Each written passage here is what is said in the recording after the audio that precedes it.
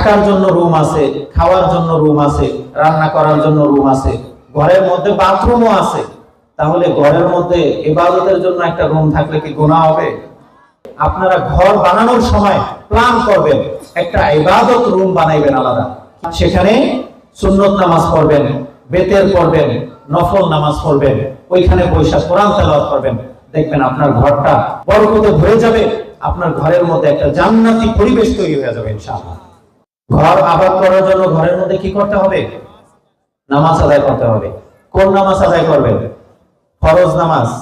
এই যে এখানে যারা আমরা পুরুষ আছি, আমরা কি ফরজ নামাজ ঘরের মধ্যে পড়বো? কোন সুযোগ আছে ফরজ নামাজ ইচ্ছাকৃতভাবে ঘরে পড়ার? তাহলে ঘরের মধ্যে কোন নামাজ পড়বে? সুন্নত এবং নফল। আল্লাহ রাসূল সাল্লাল্লাহু আলাইহি ওয়াসাল্লামের এই আমল ছিল, সাহাবায়ে কেরামদের এই আমল ছিল। তারা কি করতেন?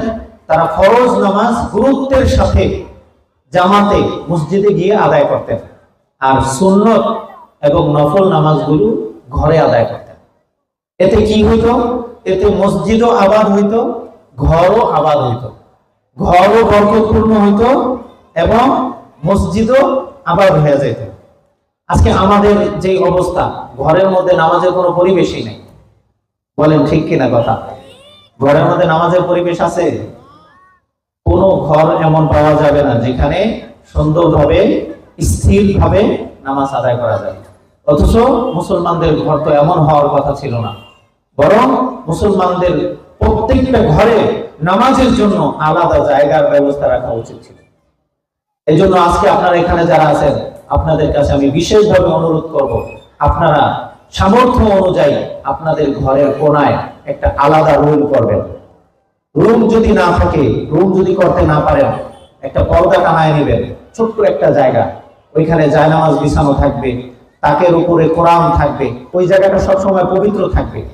যদি আপনারা এভাবে এক ঘরের একটা জায়গাকে আলাদা করে নিতে পারেন, তাহলে ইনশাআল্লাহ দেখবেন ঘরের মধ্যে অটোমেটিক নামাজ চালু হয়ে যাবে। এটা আমাদের কর্তব্য।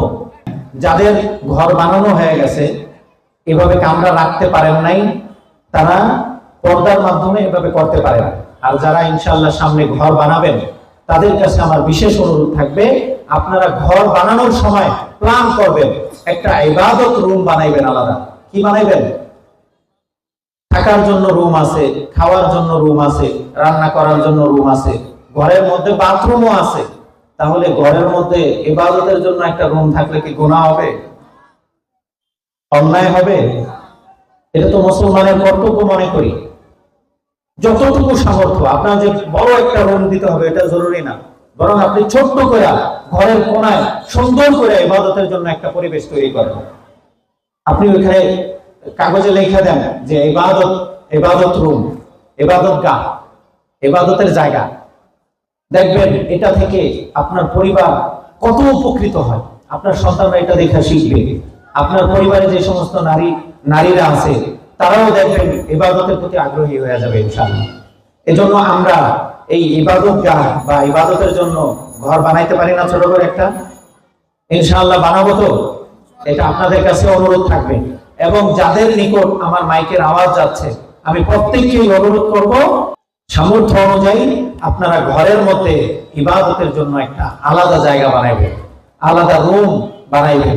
রুম না বানাইতে পারলে পর্দা দিয়ে সুন্দর করে ঘেরা রাখবেন। সেখানে সুন্নত নামাজ পড়বেন, বেতের পড়বেন, নফল নামাজ পড়বেন, ওইখানে বৈশা কোরআন তেলাওয়াত করবেন। দেখবেন আপনার ঘরটা বরকতে ভরে যাবে, আপনার ঘরের মধ্যে একটা জান্নাতি পরিবেশ তৈরি হয়ে যাবে ইনশাআল্লাহ। আমাদের ছোটবেলায় আমরা দেখছি, আমাদের নানু, আমার মা, এদের আলাদা নামাজের চৌকি ছিল। নামাজের জন্য এরা ছোট খাট বানাইতেন। যতটুকু সামর্থ্য ছিল এরা এই পরিবেশটা বজায় রাখছিলেন। আগে অনেক বাড়িতে এটা দেখা যেত যে নামাজের জন্য আমাদের নারীরা ছোট্ট করে একটা খাট বানাইছে।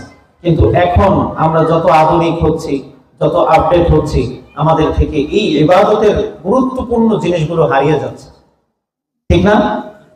এটা কি ঠিক? এটা কি আমাদের মুসলমানদের জন্য ভালো হচ্ছে না খারাপ হচ্ছে? এই জন্য আপনারা যথাসাধ্য চেষ্টা করবেন ঘরের মধ্যে একটা ইবাদতের পরিবেশ তৈরি করতে, বিশেষভাবে নামাজের পরিবেশ তৈরি করতে। নামাজ পড়বেন, আপনার যে ছোট বাচ্চা আছে, আপনার যে ছোট নাতিপতি আছে, এর পাশে নিবেন নামাজের সময়।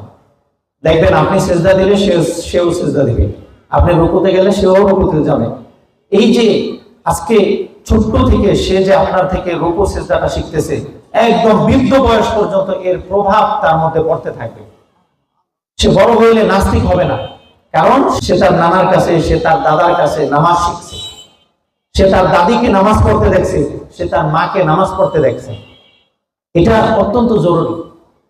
আমরা যদি ঘরের মধ্যে এই পরিবেশ তৈরি করতে না পারি, তাহলে এই সন্তানগুলো বড় হয়ে আমাদের কথা শুনবে না, আমাদেরকে বৃদ্ধাশ্রমে পাঠায় দেবে। এজন্য আমি অনুরোধ রাখবো, ঘরকে আবাদ করার জন্য ঘরের মধ্যে নামাজ পড়বেন, নামাজের পরিবেশ তৈরি করবেন।